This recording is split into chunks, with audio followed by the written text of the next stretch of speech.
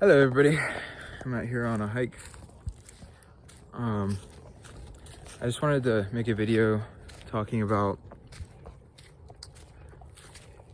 how finding happiness and fulfillment in yourself is counterintuitive to what a lot of people think that it should be.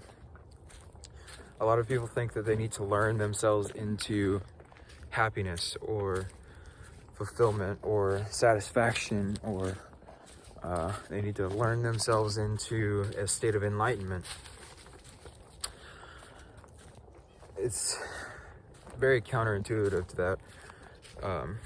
They really, and I don't want to say the only way, like really one of the only ways to do it is to, instead of grasping onto things, you have to let go of things. So the practice is to let go of whatever is not serving you. And that includes any negative emotions as well. The thing about this practice is that it's difficult for a lot of people because the ego itself likes to cling to things. Its function in this world is to cling to things. It's to keep the mind stuck inside of the body. It's to keep the mind in a space where it sees everything around it as being separate from itself. It's weird because the ultimate fulfillment or happiness doesn't really come until you let go of even the thought of separation between you and anything else.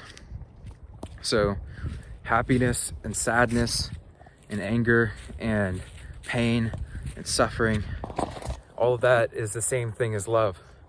It's the same thing as happiness and depression are two of the same thing. They're two sides of the same coin.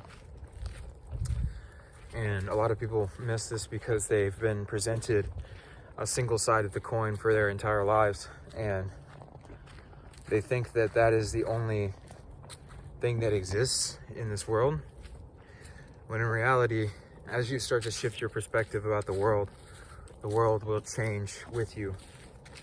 Not particularly in a physical form, but when you look at it differently, it will change into something else. That something else is not going to be what you expect it to be. When I say change, I don't really particularly mean that things will change. What I mean is that when you look at things, then the way that you feel about them will change. So I look at this tree and I see this beautiful sun, and the way that I would feel prior to awakening would be to look at the tree and then see it as being the same as any other tree. Just a boring tree, just a boring tree stump. And I never would have thought to sit here and walk barefoot and any of this kind of stuff. But now what I do is, when I see the tree, I see a beautiful still piece or portion of my consciousness. And it's a portion of my consciousness that is embodying complete stillness, complete acceptance, complete love. And the reason why it embodies love is because all of these trees are connected through the root systems, through the ground.